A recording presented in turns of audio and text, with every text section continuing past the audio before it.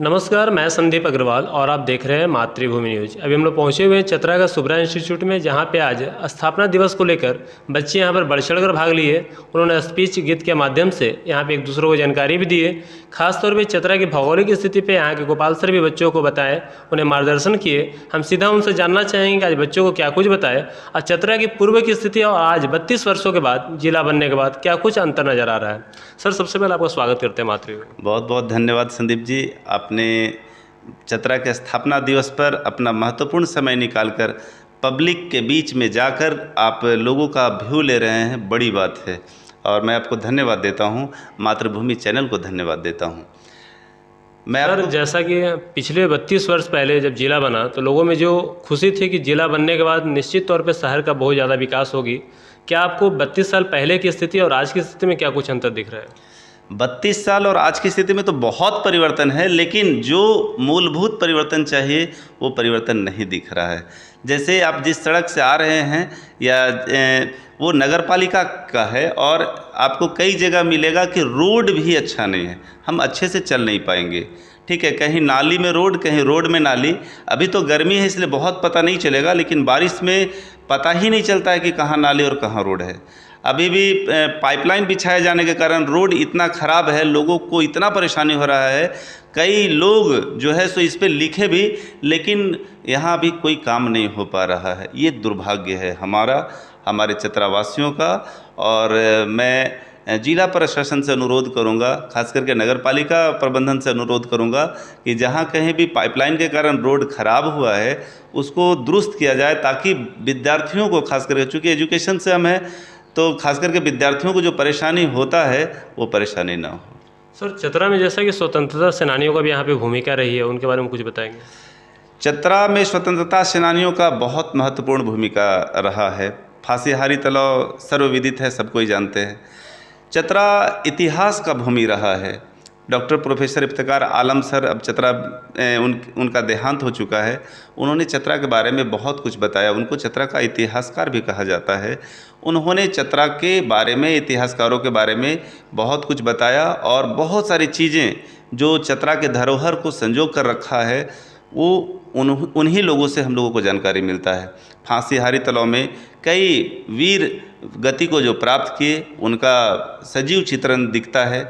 यहाँ पे ये चतरा पहले कमिश्नरी हुआ करता था और आज जिला है। निश्चित तौर पे कहेंगे कि चतरा का डिमोशन हुआ है, जो कि एक जिला के लिए दुर्भाग्य है।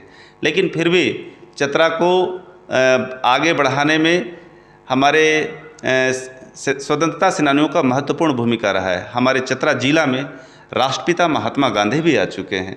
डॉक्टर राजेंद्र प्रसाद का भी उल्लेख मिलता है कि वो चतरा में आए हैं और उन्होंने चतरा के लिए बहुत कुछ सोचा।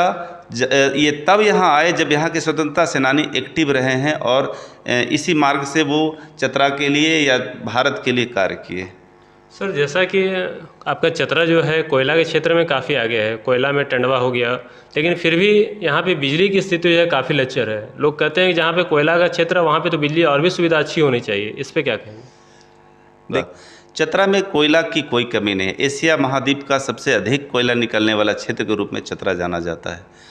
चतरा में 1 नंबर कोयला निकलता है, लेकिन पेपर पे 2 नंबर 3 नंबर कोयला दिखाया जाता है, ऐसा हमने सुना है और जानकारी है। चतरा में देखेंगे आप कि बड़े बड़े ये पोल गड़ा होता है और यहाँ से बिजली जो है इधर चतरा से पास होकर बिजली मुंबई और बड़े नगरों और शहरों में जाया करता है। जबकि आज भी हम यहाँ आंधी थोड़ा सा चलेगा तो 2 दिनों के लिए, 1 दिनों के लिए बिजली गुल हो जाती है। ये समस्या से चतरा आज से नहीं कई वर्षों से झेल रहा है और इसका सबसे बड़ा और बुरा असर विद्यार्थियों पर पड़ता है। चूँकि यहाँ इंडस्ट्री है नहीं कि इंडस्ट्री बिजली से प्रभावित होगा, लेकिन इंडस्ट्री के रूप में, उद्योग के रूप में हमारा विद्यार्थी है जो इस चतरा को आने वाला समय में नाम देगा, पहचान देगा। जैसा कि पिछले कुछ दिनों में आपने देखा कि 2 बच्चे यूपीएससी निकाले, बहुत कम उम्र के हैं, 22 वर्ष के उम्र में ही उन्होंने यूपीएससी क्वालिफाई किया। और एक ये स्वाति संदीप जी हैं जो हजारीबाग में रहकर बिना ट्यूशन का उन्होंने यूपीएससी का एग्ज़ाम क्रैक किया। तो कहीं ना कहीं चतरा से बाहर रहकर ये जो बात आ रही है कि ट्यूशन नहीं किया, हजारीबाग में रहकर, आखिर क्या बात है जहाँ चतरा में जन्म लिए लेकिन हजारीबाग में रहना पड़ रहा है? क्या कमी है चतरा में? इस कमी को हम देख नहीं पाते हैं, समझ नहीं पाते हैं और अंततः हमारे यहाँ के विद्यार्थियों को पलायन करना पड़ता है और वही चतरा का विद्यार्थी बाहर में रह कर बेहतर करके चतरा का नाम रोशन करते हैं। चतरा जिला का झारखंड राज्य में साक्षरता की स्थिति कितने प्रतिशत है? 60%। चतरा जिला में साक्षरता का स्थिति जो है सो 60% है।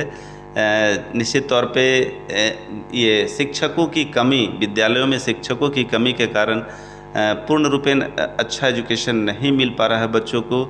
जो भी शिक्षक हैं पूरा कोशिश करते हैं, उनको बहुत समस्या होता है। जब हम बात करते हैं तो वो बताते हैं कि हमें पढ़ाने के अलावा बहुत सारा गैर शैक्षणिक कार्य करना पड़ता है, जिसके कारण मैं समय पूरी तरह से बच्चों को नहीं दे पाता हूँ।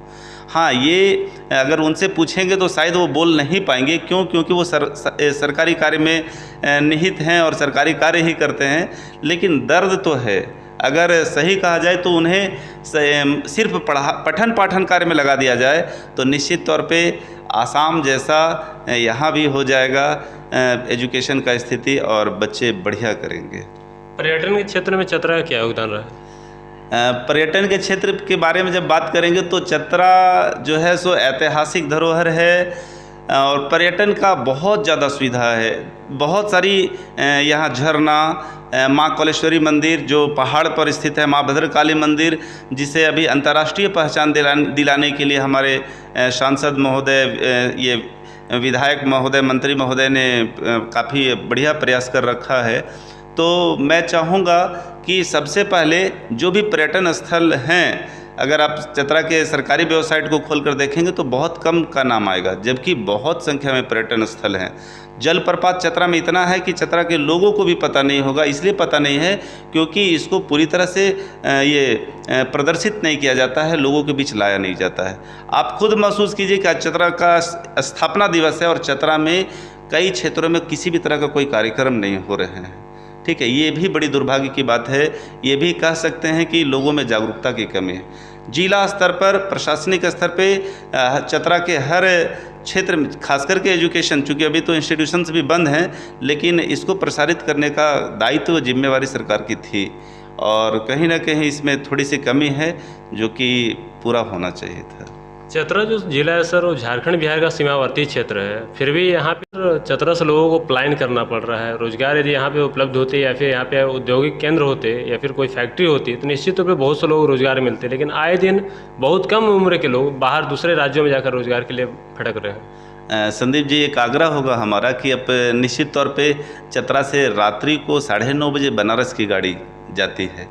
ठीक है, उस बस में आप थोड़ा विजिट करें, देखेंगे कि चतरा से मजदूर पलायन करते हैं। मैं उनसे जब बात किया तो पता चला कि वो सब ईंट भट्ठी में काम करते हैं। भट्ठी का टेम्परेचर सोचिए कितना होता है और उस गर्म टेम्परेचर में एक बताया हमें, मतलब रोंगटा मेरा खड़ा हो गया कि एक आदमी हम पे पानी उझेलता है और दूसरा जो है सो हम लोग ईंट को जो है सो दूसरी ओर रखते हैं और 1.5 गुना 2 गुना, मतलब 8 घंटा की जगह 12 घंटा मेहनत करते हैं और हम लोगों को इतना पैसा मिलता है। उसमें भी दलाली होता है। कुछ लोग जो है सो इसको ले जाते हैं और पर ईंट पे पैसा मिलता है, उस पर भी उनका कमीशन होता है।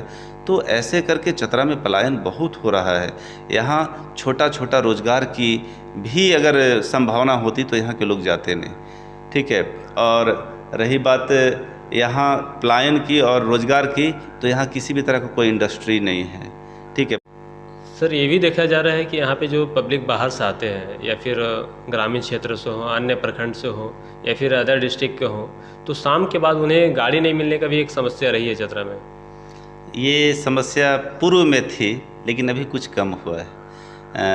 बनारस की गाड़ी रात को 9:30 बजे और सासाराम, बहुत सारी गाड़ियाँ जो है सब चलने लगी है और अब चतरा को टापू नहीं कह सकते हैं, लेकिन कुछ गाड़ियाँ चलती हैं और पब्लिक को अब थोड़ा सा आराम हुआ है।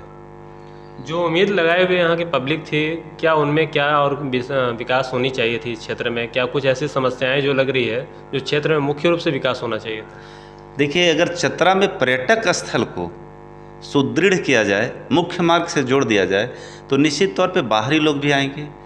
और जब बाहरी लोग आएंगे तो यहाँ के होटल वाले को, टेम्पू चलाने वाले को, रिक्शा वाले को रोज़गार मिलेगा, 2 पैसा मिलेगा और उनका जीवन स्तर में काफ़ी सुधार होगा, होटल चलने लगेंगे। तो पर्यटक स्थल को बेहतर करना सबसे बड़ा प्राथमिकता यहाँ की सरकार को होना चाहिए। और दूसरा नंबर में औद्योगिक नगरी बनाना। अगर एक भी इंडस्ट्री चतरा में आ जाता है तो यहाँ के मजदूर जो पलायन कर रहे हैं, निश्चित तौर पे उनका पलायन रुकेगा और यहाँ अपने बच्चों के साथ रहकर अपना जीवन यापन करेंगे। आए दिन आप सुनते हैं और बड़ा तकलीफ़ लगता है मुझे भी कि कोई चतरा से मजदूर काम करने गया और भट्ठी के नीचे दब के मर गया, ये भू संचरण में मर गया या कोई एक्सीडेंट में मर गया, तो ये बड़ा दुखद है। ठीक है, सोचिए कि मतलब परिवार का एक आशा जो बाहर कमाने के लिए गया है, उसका बच्चा इस आस में घर पे बैठा हुआ है कि पिताजी पैसा भेजेंगे तो मैं स्कूल में फ़ी दूंगा, भोजन करूंगा। और जब इस तरह का समाचार सुनने को मिलता होगा तो कल्पना नहीं कर सकते हैं संदीप जी कि क्या स्थिति होती होगी उस परिवार का, कितना टूट जाता होगा। एक तो खुद ही टूटा हुआ था कि उसको बाहर जाना पड़ा। आज स्थापना दिवस के अवसर पर अपने बच्चों के लिए क्या मार्गदर्शन दिए, बच्चों को क्या कुछ बताया? हम चतरा में हैं और चतरा के स्थापना दिवस के अवसर पे कम से कम हमें अपने ज़िले के बारे में अवश्य जानना चाहिए। आखिर चतरा ज़िला में कितना गांव है, कितना पंचायत है, कितनी आबादी है, महिला और पुरुष का अनुपात क्या है, हम इस पे क्या कर सकते हैं। और सबसे बड़ी बात कि यहाँ एजुकेशन का जो स्तर है जो काफ़ी कम है, इसमें सुधार होना चाहिए।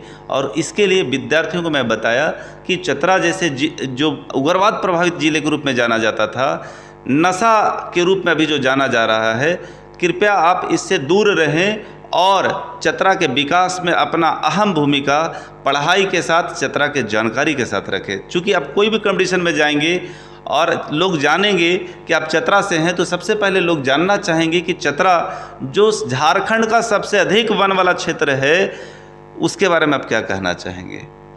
तो बच्चों को बहुत अच्छा लगा, आज बहुत बच्चों ने ये जानकारी प्राप्त किया कि हमें और हम जो चतरा में रह रहे थे, हमारा चतरा इतना बड़ा है, इतना स्क्वायर फीट में फैला हुआ है।